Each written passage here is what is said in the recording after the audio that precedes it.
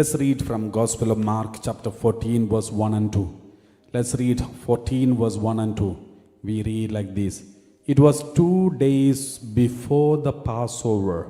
It was 2 days before the Passover And the festival of unleavened bread. and the festival of unleavened bread. The chief priest and the scribes were looking for a way to arrest Jesus. The chief priests and the scribes were looking for a way to arrest Jesus By stealth and kill him. by stealth and kill him. Praise the Lord. Praise the Lord. So 2 days before the Passover. So the Passover is starting tomorrow evening to the next day. So it is 2 days before means it is around Wednesday. From yesterday evening to today evening is called the 2 days before the Passover. So on Wednesday, this is what happened. The chief priests and scribes, they were looking for a way to arrest Jesus. By shortcut way or evil way, and to kill him. They wanted to get rid of Jesus because Jesus is a threat for them. Now let's read next one, verse 2. Verse 2 we read like this.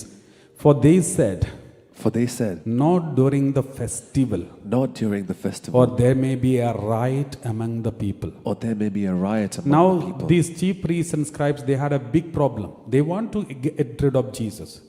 But during the festival, Passover festival, there are 3 festivals for which all the Jewish people used to gather in Jerusalem. One is Pentecost, the festival of Pentecost, and festival of Tabernacle, and festival of Passover.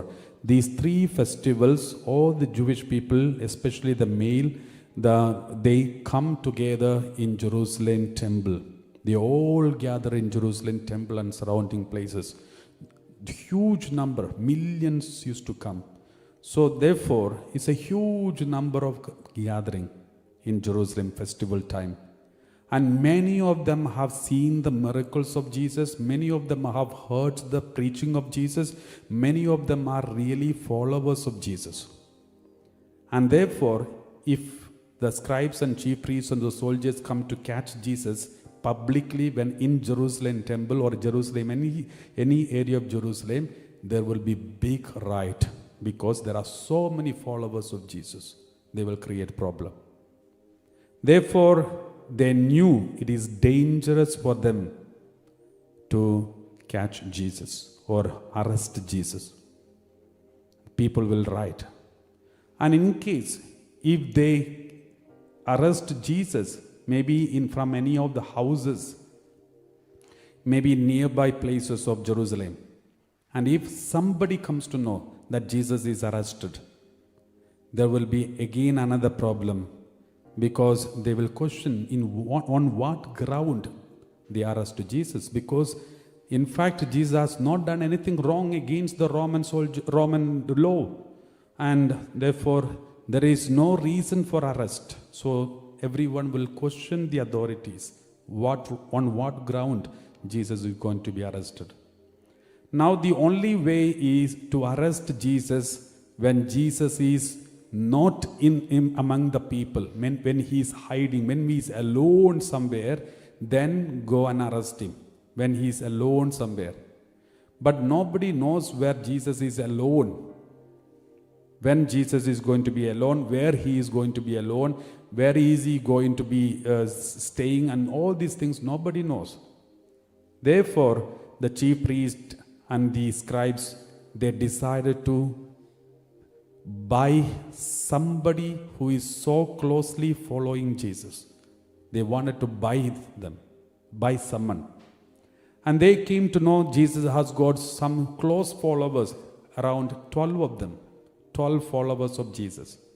Out of these 12 followers, they were able to take hold of one person. His name is Judas. They were able to buy him.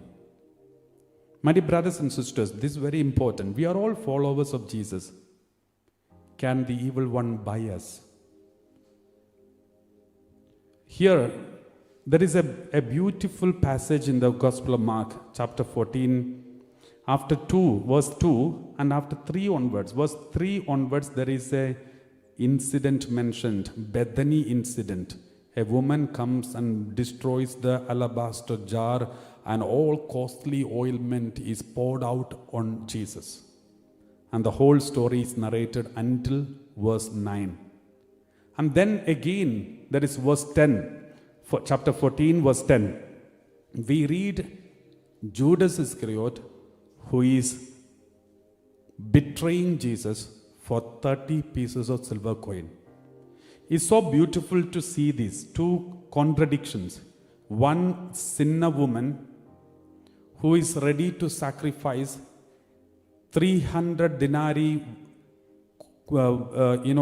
the costly, very costly oil, perfume. She just broke off and poured it upon the body of Jesus, on the head of Jesus. She put all these perfume on the head of Jesus. She sacrificed 300 denarii. That is 1 year's wage. 1 year's wage. And immediately after this, Mark is writing down about Judas Iscariot. He is collecting 30 pieces of silver coin. 30 pieces of silver coin is just maybe not even 1 month's salary. He is collecting and betraying Jesus for 30 pieces of silver coin. But one sinner woman sacrificing 300 denarii, 1 year's wage, just and pour it out in front of Jesus on the body of Jesus and sacrificing it for Jesus. But one follower of Jesus is betraying Jesus for 30 pieces of silver coin. And Mark beautifully put it together. Praise the Lord. Praise the Lord. It shows sometimes where is our value? Where is the value that we give? What is the most important thing for us? Are we the people who are bought by the evil one? Can devil buy you? Can the world buy you? Here the soldiers, scribes and chief priests, they bought Judas just for 30 pieces of silver coin. Can they buy you too? Can they buy me? So let's examine our conscience and see, where are we now? Are we like that sinner woman who is ready to sacrifice even what she has? She came to Jesus with full of oil in the alabaster jar. It is full. That means if she had more, she would have brought that too. And she put it and destroyed maximum. Praise the Lord.